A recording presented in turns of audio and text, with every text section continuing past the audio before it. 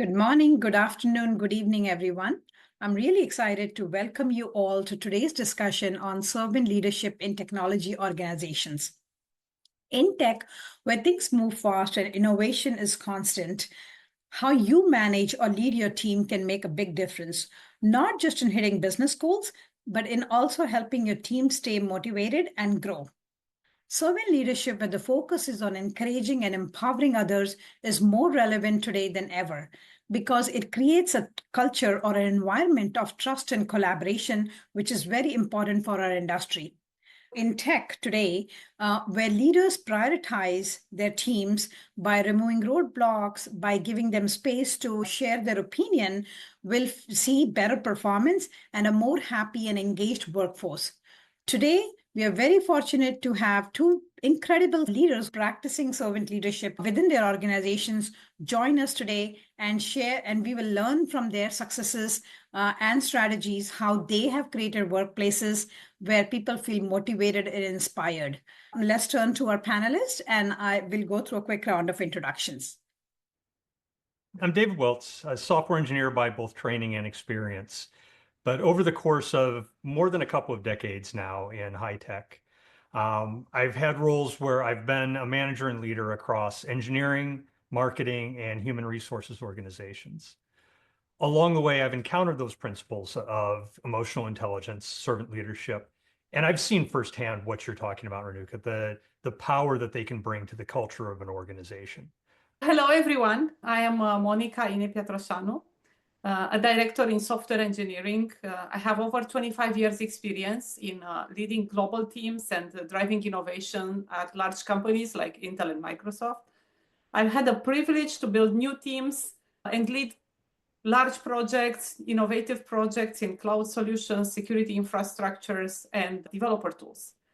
For me, the true power of leadership isn't just in helping the teams to achieve technical milestones. It's about empowering the people and helping them grow to reach their full potential. From my experience having led diverse teams across the globe, I've learned that when you put the people first and listen to their ideas, that's when we spark innovation. That's when we create a culture of trust and collaboration. And this way, our teams solve problems much better.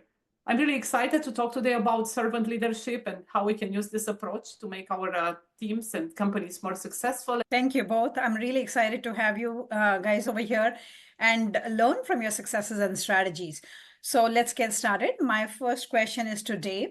Dave, building a culture of servant leadership often starts at the top, but it takes a team effort to spread throughout an organization. How do you make sure these principles are embraced at all levels, from senior leaders to entry-level staff? It's a great question to start with. And I think having lived this the way that I mentioned that I have, I think there really is that value when you can have a top-down leadership culture that embraces these principles across the board.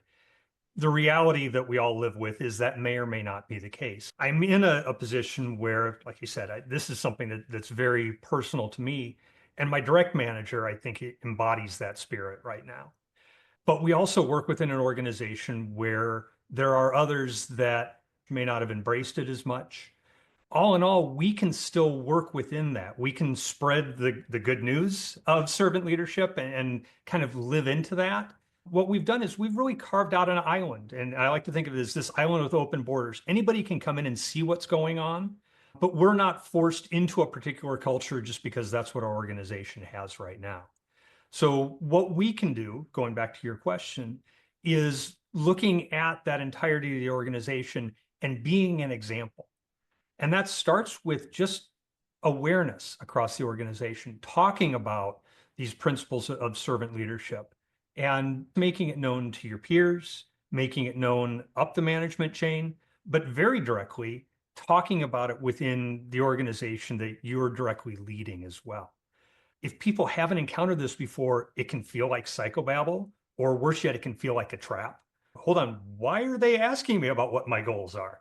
So really to announce I believe in this. I believe in personal development and growth. Here's what I've learned from it. Here's how you're going to see me engage with you starts to open that up to where you've got an organization or a team within your control that buys into it. And as other groups interact with that, they may see the benefit. You have an opportunity to talk to your peers, to talk to your direct manager, and share some of those values as well. And everybody's going along with this journey together. One thing that I would like to make sure that I point out in this, though, servant leadership may be a loaded term for somebody. They like I said earlier, it may sound like psychobabble. So perhaps you want to look at different language. If you use language like listening, working with empathy, personal growth and development, that's all part of servant leadership. And you can talk about it in that way, in a way that people will definitely understand and gravitate toward more a little bit than what may be a term that's not quite as familiar with them. If you get some pushback, is it really pushback because they don't believe that listening to people and helping them develop is a good thing? Or is it more yeah, it's some management fad, I'm not paying attention to that? Just talk about it from the basics and principles. And then, like I said at the beginning of this, culture doesn't need to be top down. It's how we work. It's the norms that we create. So by continuing to practice that, by leaning into it day in and day out and really making it an intentional thing, we can be creating that culture that slowly spreads across an organization and really does transform things. Actually, you're right. Some people might see pushback, or some people might not even like the term servant leadership. But I like the way how you articulate it. It's all about listening to your people. It's about showing empathy to your employees, right? So thank you. That helps. My next question is to Monica. Monica, if you are advising to a leader new on your team and is not aware of servant leadership, what would be the first step you'd recommend they take to begin implementing this approach in your organization? If I were advising a leader new to servant leadership, the first step I'd suggest is really to listen to their team. As you and Dave have mentioned, listening is key to understand the next level of detail and be able to support. As a new leader, you don't have all the answers right away, and you are not expected to have them. Your most important role is to create an environment where your team can find the best answers together. And servant leadership is all about understanding the needs, the challenges, the aspirations of the people you lead, and listening is key to gaining that. Let me share two stories to illustrate this. The first story is about a young leader I once worked with. Let's call him Bob. Bob was a new manager, recently promoted, and he was eager to prove himself. He was always the first one to speak in team meetings, jumping in quickly with his ideas and solutions. And even if his team was talented and dedicated, over the time they started holding back.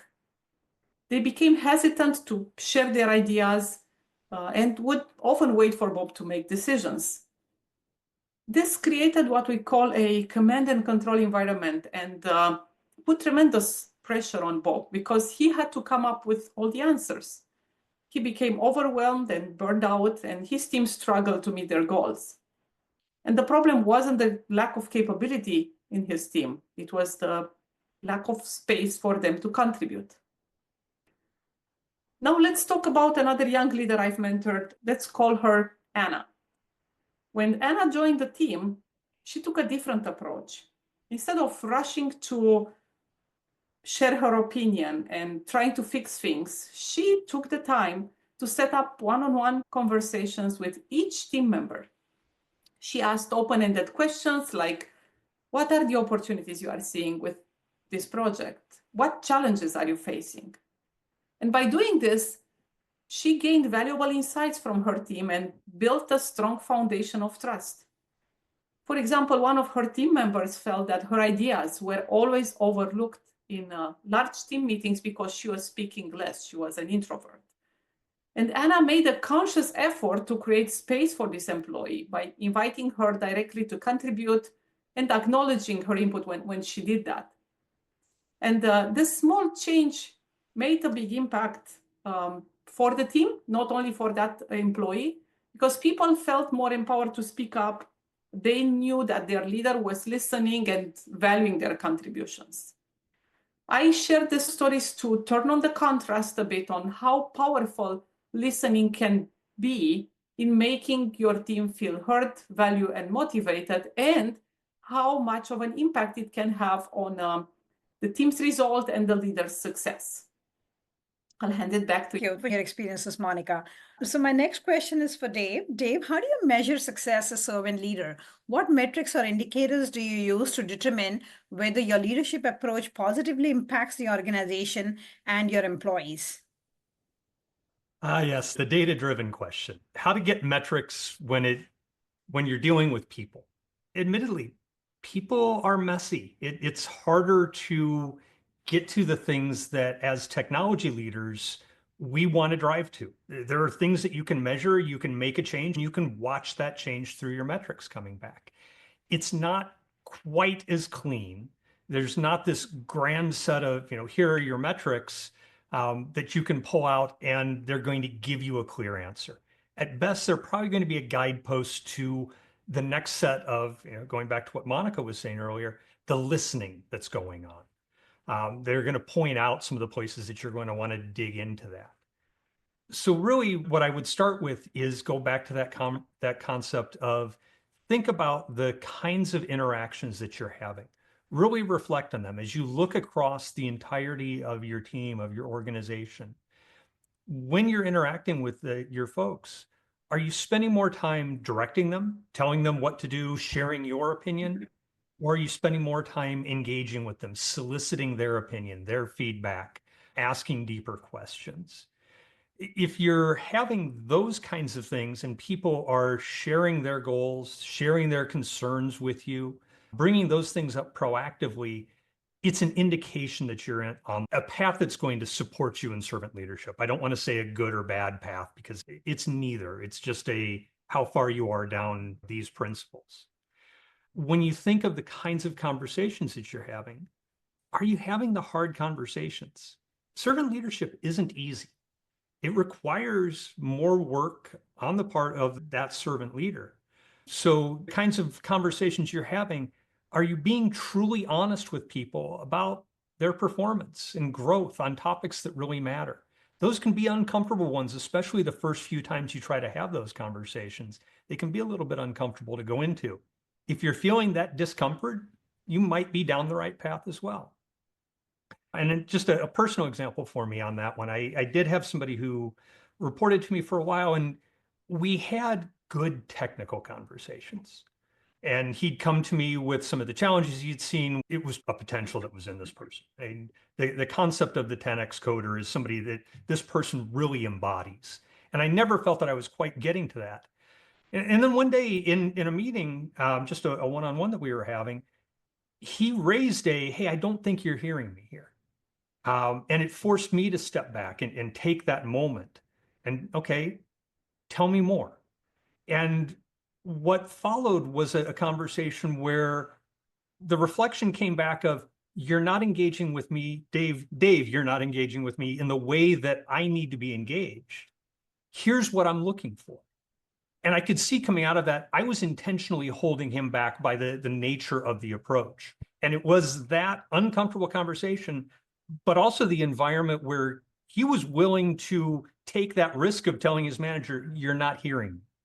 And that made a difference. And it completely transformed our relationship. It transformed the performance of our team. And it's those little wins that you get. It's like, okay, this is cool. There's something to be had here. And the reality is there are more traditional KPIs and metrics that you can come up with. Surveys, checkpoints, having somebody else come in and talk with the team without your presence in there. They can be useful of getting some information back. But like I said earlier, it's not about saying a number is good, a number is bad.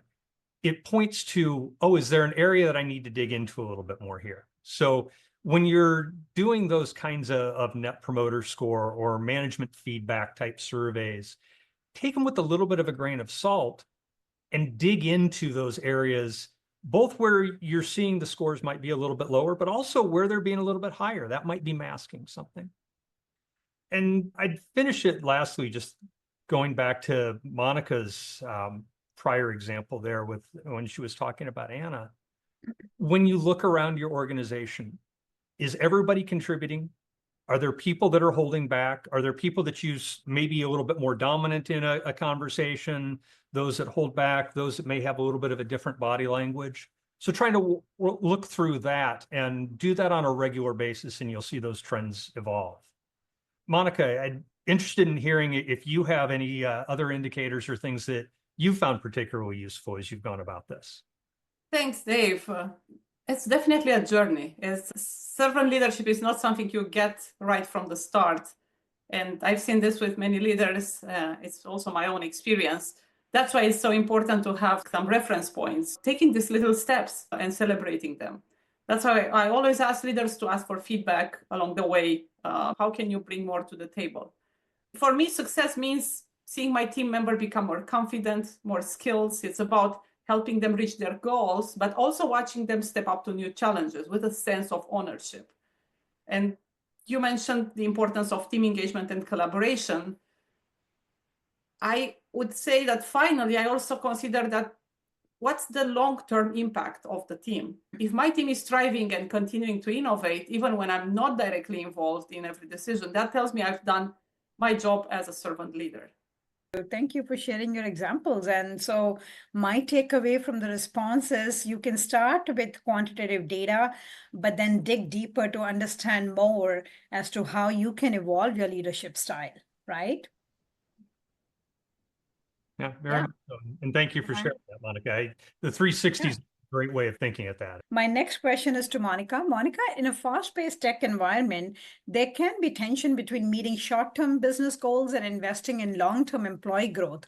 How do you balance these priorities as a servant leader? In a fast-paced technical environment, balancing immediate business goals with long-term employee growth is definitely a challenge. But it's also where servant leadership truly shines. Let me share another story that illustrates this. I was once leading a team who was under a lot of pressure to deliver on a very tight schedule. And one of my senior engineers, let's call him John, was key to make the delivery on time. He was a critical member of this team. But in a one-on-one, he shared with me that he was mostly putting out fires and he didn't feel like he was growing technically at all. He felt like he was getting burned out, and he was actually thinking about changing his job. So instead of telling him, yeah, keep going, we have this urgency, we need to deliver on time, I agreed with him to carve out some time for him to work on a small side project in AI and machine learning, which was an area that he was very interested in developing new skills, as well as continue to focus on the critical project with more help from the team. It's important to mention that AI and machine learning, while it was not part of the urgent project, was very much aligned with the company vision and strategy. This was looking more in the future, trying to get this employee a small time slice to be able to build skills in this area. And we had to work it was not easy to carve out that time. We had to balance the deliverables. We had to work with the rest of the team to bring some things together, but we made it work. And you know what? It paid off. Not only John brought this new knowledge on AI and machine learning to the project, making our solution even stronger, but he also felt motivated and engaged. The rest of the team saw that their growth was more important and as important than the short-term deliverables, and that enabled them, motivated them to be more engaged and collaborate more. What I learned is that servant leadership isn't about choosing one priority versus the other. It's about finding ways to weave them together. And by aligning the team's development with the company vision, you can hit today's targets while continuing to build the skills you need for tomorrow. Thank you, Monica. This is a great example. I'll chime in with an example from my experience. I once had an employee who was a very strong manager. However, he was going through a difficult phase in life. So his team started raising concerns about his performance. I had an empathetic discussion with him, offered him support resources in the organization. I also offered him flexibility in work hours. We jointly worked on offloading some of his responsibilities to his team. This approach not only improved team morale and performance, but also strengthened his leadership through adversity. Providing support and empowering him during a challenging time, I was able to meet short-term business needs without sacrificing long-term growth. In the end, his leadership skills grew, the team felt more connected, and overall performance improved, showing that investing in people pays off for the organization. Now, I'd like to thank both Monica and Dave for sharing their insights. We've learned that servant leadership is a journey, an investment in people that takes effort but pays off over time. It can empower teams and drive success, especially in fast-paced tech environment. Leading with empathy and putting people first isn't just beneficial, but it's essential. As we wrap up, I encourage you guys, all you guys watching today, to think about how you can apply these ideas in your leadership, whether through active listening or helping your teams grow. Thank you for being part of this conversation today.